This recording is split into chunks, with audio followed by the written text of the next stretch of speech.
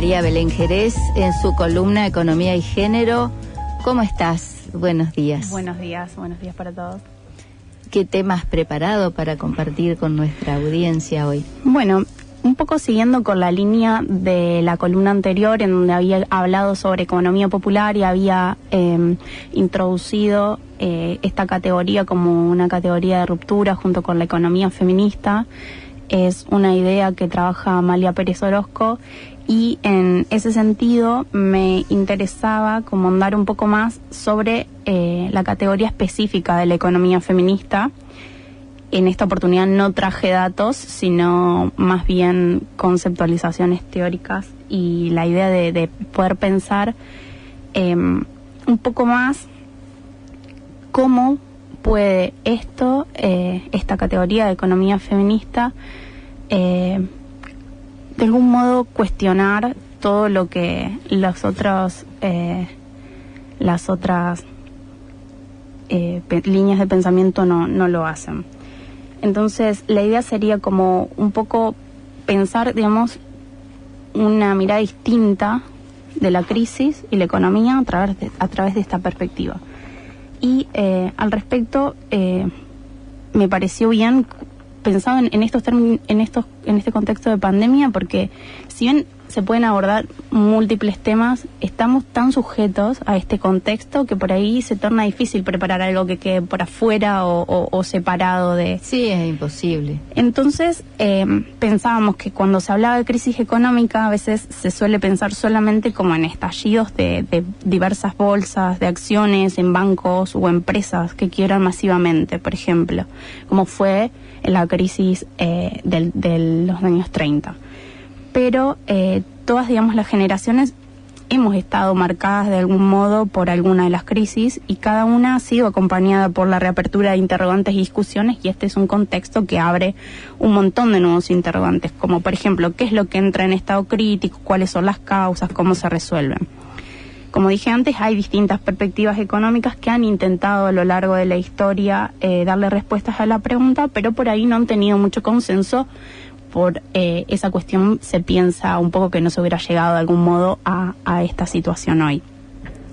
Bueno, y en este contexto la economía feminista puede hacer grandes aportes. Yo creo que ha estado como de algún modo ninguneada durante mucho tiempo, y si bien ha empezado a salir un poco más a la cancha de la discusión a partir de que bueno, se puso en foco el eje, o sea, tenía como eje la cuestión de los cuidados. Desde el Estado se han, digamos, pensado y ejecutado políticas públicas con esa línea. Se ha creado adentro del Ministerio de Economía una dirección de Economía y Género, se creó un Ministerio de la Mujer, como que hay diversas líneas que un poco entran a decir es el momento, digamos, de darle o otorgarle cierto lugar a esta disciplina. Pero adentro de la economía feminista, esta autora, que es Amalia Pérez Orozco, es una economista que se trabaja mucho.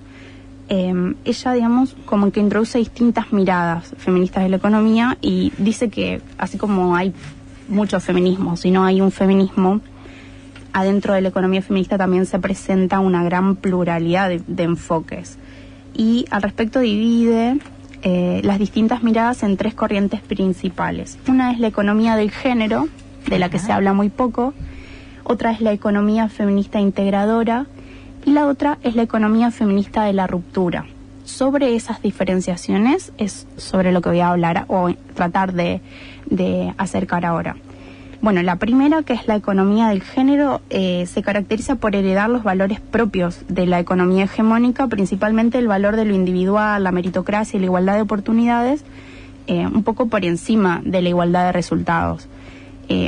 Esta, digamos, mirada considera que la igualdad no es solo posible dentro de una economía social de mercado, sino que incluso sería beneficiosa para la misma. Por otro lado, se encuentra la economía feminista integradora como la rupturista. Esas tienen un poco más que ver. Entre estas dos se reconoce, digamos, que los problemas en el capitalismo son estructurales. Claro. Desde ahí es un poco con lo que nosotros trabajamos y específicamente con la economía rupturista, digamos, la economía feminista de ruptura. Pero la economía feminista integradora propone integrar, como bien dice, los conceptos y los contenidos que emanan del feminismo dentro de la lógica de los mercados. Ahí hay una primera diferenciación.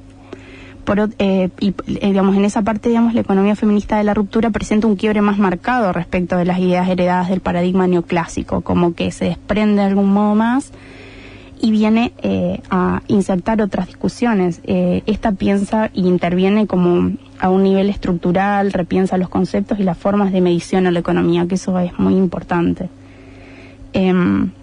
Bueno, y a través de esta matriz del pensamiento se intenta operar sobre las desigualdades y sus reivindicaciones y lo que implica en el fondo una ruptura y la reformulación del sistema socioeconómico actual.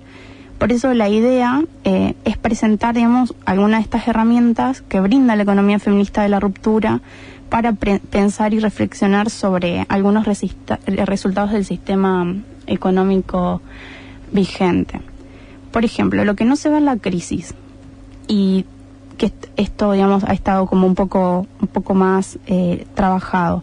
La economía feminista rupturista entiende las crisis como esos momentos en los que los procesos que permiten que la vida suceda entran en riesgo o dejan de funcionar.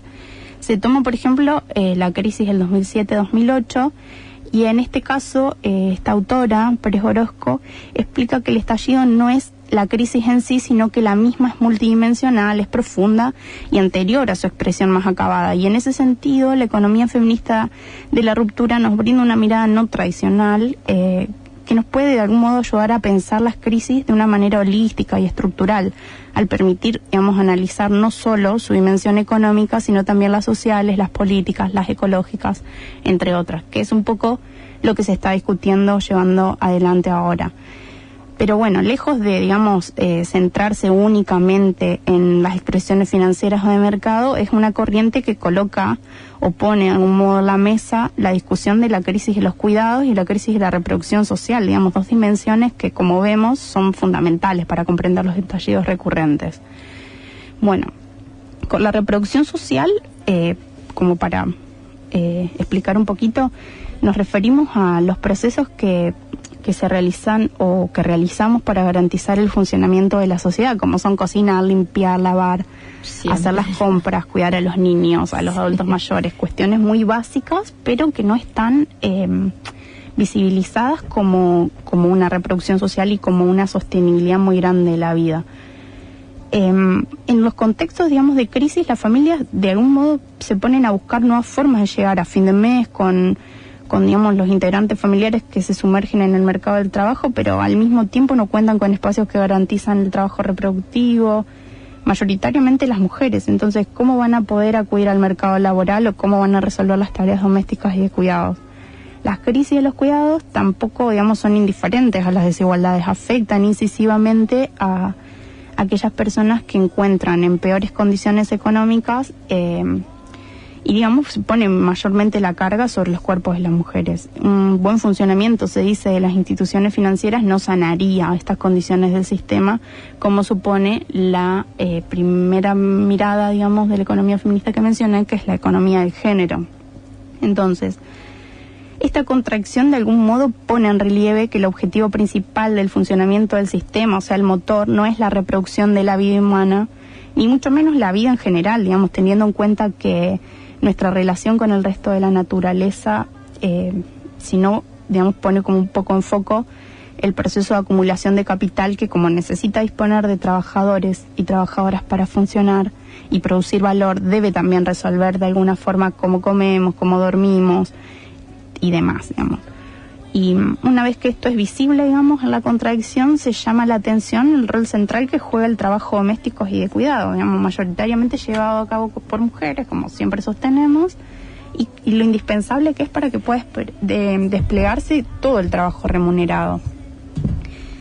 Hay algo del orden de la sostenibilidad de la vida que ha estado como muy, de algún modo, muy trabajado en este último tiempo, y nosotros lo que proponemos, nosotras, digo, desde el espacio en el que participamos en la facultad, que es Ecofutura, de momento un poco paralizado por toda esta situación, las actividades que veníamos desarrollando, como que interesa de algún modo enfocar o acercar desde qué lugar nos paramos para discutir. Eso es importante, digamos, en un universo de información que se despliega con concepciones más clásicas que dejan bastante de lado un poco todo esto de la reproducción social, que para nosotros es fundamental. Hace poco leía una relación que hacía Nancy Fraser según los cuidados y la reproducción social, y dice que esta es como una especie de contradicción estructural en el sistema capitalista, y eso es necesario discutir como más de fondo, no solamente quedarnos con que la sostenibilidad, digamos, llevar adelante una política pública que incluya sostenibilidad de la vida y de cuidados resolvería de algún modo el panorama. La verdad es que no es algo, claro que sí, pero no es solo lo que alcanza, y es necesario, preciso, que hacia adentro de las disciplinas como es la economía se empiecen a discutir este tipo de cosas. A veces, cuando podemos y tenemos oportunidades, armamos alguna especie de informe en donde quizás nos quedamos un poco flojos de teorizaciones y más hundamos en números, pero es importante situarlo. Eso creo que este espacio tiene, digamos, para dejar y repensar y discutir, que son algunas categorías, digamos, centrales que han estado arraigadas o de las que poco se conoce. Sí, yo te escuchaba y iba recordando a una filósofa que siempre en las sofistas citamos, que es Hannah Arendt, porque ella hacía la diferencia, la distinción entre labor, trabajo y acción. Y la labor es precisamente lo que nosotras llamamos el ama de casa, o la mujer que se queda en su casa en ese ámbito doméstico, y que su trabajo no solo que no es remunerado, sino que no es reconocido tampoco como un trabajo, ¿no? Claro. Y de hecho hay muchísimos ejemplos que podemos dar al respecto, es decir, cómo esto no se reconoce en el ámbito laboral. Y que sí, tenemos por supuesto el antecedente de las jubilaciones de amas de casa, conquistas que han llegado luego, pero en general, incluso hasta hoy, en el imaginario, el ama de casa no trabaja, es decir, nadie reconoce ese esfuerzo, como ¿no? que de algún modo han sido o ha sido o no ha bastado el reconocimiento del Estado, digamos, al trabajo de miles de mujeres. Y digamos, en la línea de la autora esta que yo planteaba antes, Amalia Pérez Orozco, que ella trae como una idea o trata de hacer una diferenciación entre sostenibilidad de la vida y de cuidados, ella plantea así como dos grandes interrogantes que son interesantes pensarlos a futuro, digo, una vez ya inserta la discusión de la importancia que tienen los cuidados, el trabajo doméstico, el trabajo reproductivo diferenciado del trabajo productivo. Ella plantea más o menos como qué vida merece al final ser vivida y cómo sostenemos las condiciones de posibilidad de esas vidas. Habla de las vidas de las mujeres. Sí. Entonces, un poco frente a estas preguntas y a las recurrentes respuestas, digamos, de las economías hegemónicas que siguen vigentes y siguen generándose, la economía feminista rupturista plantea una forma colectiva de encontrar cuál es ese horizonte común, digamos, hacia el que vamos. Por eso es lo que me interesa mucho, o he estado haciendo como mucho foco en insertar esta discusión y otorgarle un lugar, digamos, con de algún modo preponderancia a la economía feminista y correrla del lado del ninguneo, y que son algunas mujeres haciéndose cargo solo de cosas de mujeres, porque en realidad ha quedado claro que incluye a todo un sistema económico. Entonces, de algún modo sostenemos que el desarrollo, digamos, de los estándares de vida es un proceso que va a ser reconstruido históricamente, digamos, o sea, nunca se va a terminar o llegar a un modelo específico, y que eso requiere de recursos materiales, pero también de contextos y de, bueno, especies de discusiones y modos de llevar un poco más adelante la discusión, o ahondar de algún modo una forma más profunda, no quedarnos en una misma discusión siempre.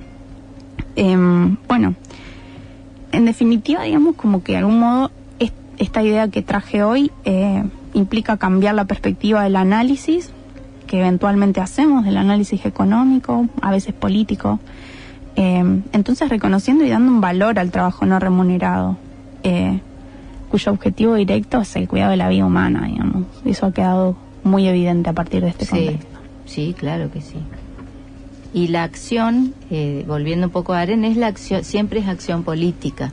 Por eso ella dice, en estas tres actividades, la labor, el trabajo y la acción, que son actividades, la acción siempre es política. Entonces hay una acción política que en este caso la economía feminista se sostiene en una decisión política de plantear todo esto que vos estabas diciendo en tu columna. Bueno, dos recomendaciones. Una Sí. para leer, una va a ser la de Hannah Arendt. Sí, ¿Qué libro es? de la historia a la acción. Bien, y respecto de esto hay un libro que es, digamos, se trabaja mucho, es bastante para poder entrar, porque a veces algunas compañeras y compañeros preguntan cómo empezar o desde dónde y qué autor empezar a leer economía feminista.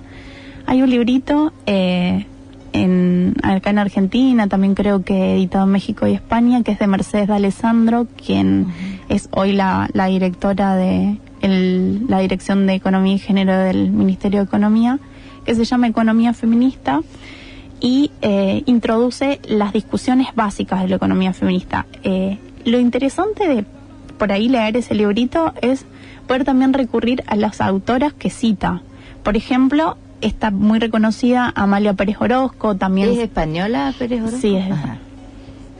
Y sí. bueno, todo eso también tenemos que volcarlo en las redes para que los que nos siguen se informen de esta bibliografía. Claramente que todo lo que producimos o todas las discusiones que traemos tienen una fuente y, Sin duda. y es necesario marcarlas. Es lo que caracteriza nuestra propuesta siempre, ¿no? Digamos, de poder fundamentar lo que decimos y decir desde dónde hablamos, ¿no? Muy bien. Bueno. Nos vemos, Belén, la semana que Nos vemos viene. la semana que viene.